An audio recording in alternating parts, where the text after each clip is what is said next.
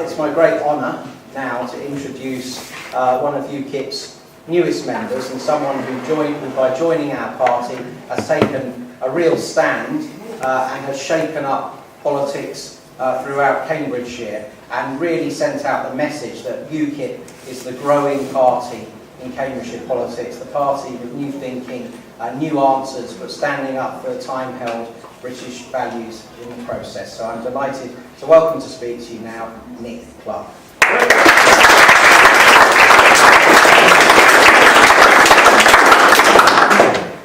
Thank you, Patrick, and welcome, ladies and gentlemen and friends. At my time as the leader of the County Council, the Conservative-led County Council, I used to have a scriptwriter, and his job was to wander off and find all the issues of the day and come back, and we'd sit down and work out the subjects that we were going to talk about. And he would write the words and then I would change them. And we'd get a lovely crafty document like this. Lots of double spacing now and lots of big font because my eyes aren't as good as they used to be. And apparently I used to stand there and mention about 25% of what was written. But in these days, I don't have a script writer, I don't give public speaking too often, so bear with me if I have to write my own script, and I may or may not refer to it. The important thing tonight, as far as I'm concerned, is about supporting Patrick. Patrick, as Douglas said, has been an inspiration to me returning to UKIP because I was a member in 2006-07. The common sense approach, the eloquence, the articulate behaviour of Patrick, the common sense, the gravitas, his persona, when you speak with him, when you meet with him, and his thinking, has led me to rejoin UKIP. But it's not just Patrick, of course. I know a good number of UKIP people. Pete Reeve in the council chamber used to regularly stand up and praise me for what I was doing as a Conservative, and of course at the end of it tweak my tail and tell me it'd be so much better if he did it the UKIP way. And of course he also knew that I used to be a member of UKIP because he recruited me in 2006, 2007, although he didn't make much play in the chamber, fortunately. All the Liberal Democrats would have talked about nothing else. But there's something about the passage of UKIP that I've been watching quietly over a number of years. And without doubt, this party is maturing. It has a clear vision of what it wants, and that recent manifesto that I've read every 76 pages of is a delight. It is clear, it is concise, it lays out sensible thinking that very few people in this country could say is anything than good stuff. And that's all credit to people like Patrick and Pete Reeve and others who have fed into the creation of that document. And we should all carry a copy of it somewhere about us. And I'm just disappointed we haven't got what I've been waving around tonight, but there we go. I'm still a new boy on the block.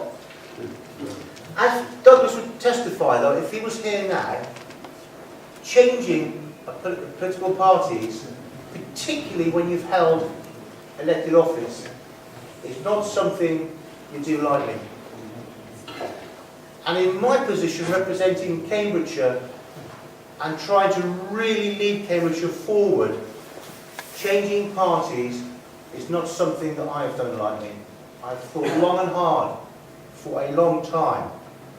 But I believe it is now right that I return from whence I came to UKIP to put my shoulder to the wheel to help reclaim this fantastic country of ours.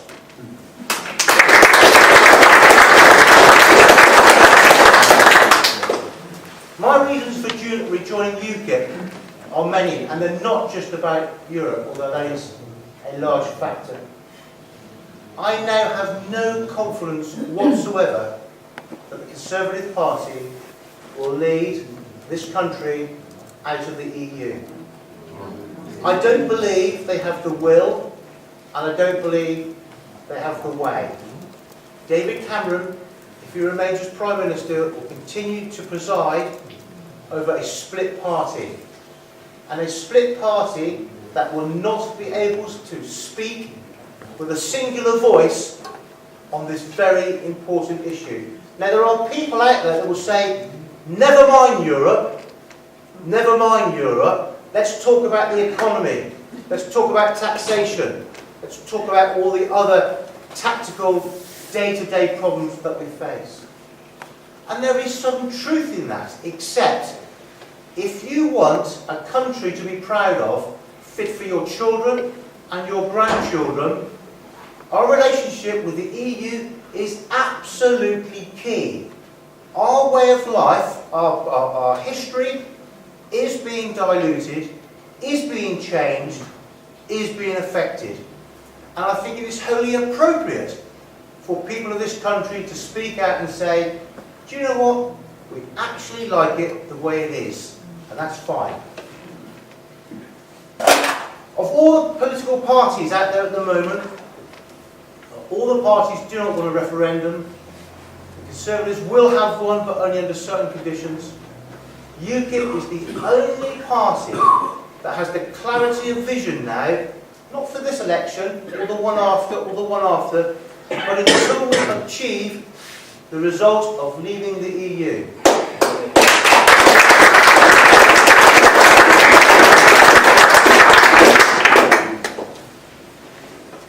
And why is the EU important, and our relationship with it important? Well, we have heard some talk about migrant workers. Migrant workers are essential to this country. We need the very best brains from around the world to help fuel our economy. But we cannot take everybody. It is a small island, and it is filling up. For most of my life, we've had 40-odd million people in this country. It is now 64 million and rising, and when will this stop? If we allow unbridled immigration from Europe, which is what the EU says we must do, then it puts a pressure on receiving people from other parts of the world that we actually need and we want. I can remember I had a company in Sri Lanka, highly skilled technical people helping me develop products to sell worldwide.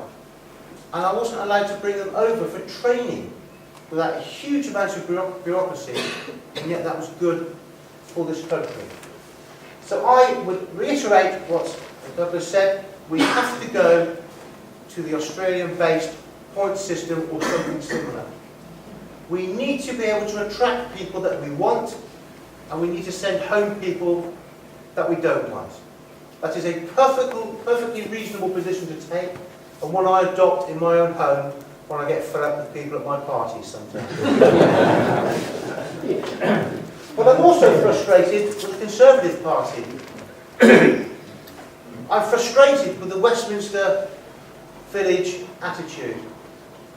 I've met with many ministers, the Prime Minister a number of times in Downing Street and elsewhere. And I've always felt that from my humble background as a Cornishman, brought up in a council house, moving forward, joined the armed forces, left school at 16, was successful in business and done something in politics, and frankly I was treated with disrespect in the Tory hierarchy. My background was not quite the right background. And that is unacceptable in this country. Unacceptable. But I'm also frustrated with a lack of understanding at Westminster of what real people need. The battles I used to get into whilst being in the County Council about trying to provide funding for mental health issues, as the gentleman there raised, for issues of adult social care, the single biggest cost to this country at the moment, for looked after children, for highways, things that affect people's lives. And yet, the Liberal Democrat and Conservative quad, the four guys at the top of the coalition, did not wish to address these issues. I was once accused by a government minister, who used to come and sit around my table on a regular basis, of thinking, trouble is, Nick, you're thinking strategically, and in government we're thinking tactically. Never going to happen. Now, how can that be? And yet I was representing the 650,000 people of Cambridgeshire I understand their needs. I think the mental health issue is an absolute travesty. It is underfunded. It is isolated from the rest of the NHS. It's an own clique. Emergency care out of hours is negligible. The local authorities and the NHS need to be brought together in one system, the UKIP proposed health boards, to make sure it's not about the organisations, it's about the people that need the services. So, one of the things that I considered and was concerned about when I left the Conservative Party on a personal basis is about how would my defection be treated, be seen.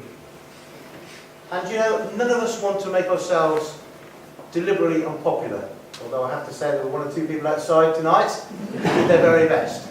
And I was concerned for my family as well, and I had to think about this long and hard.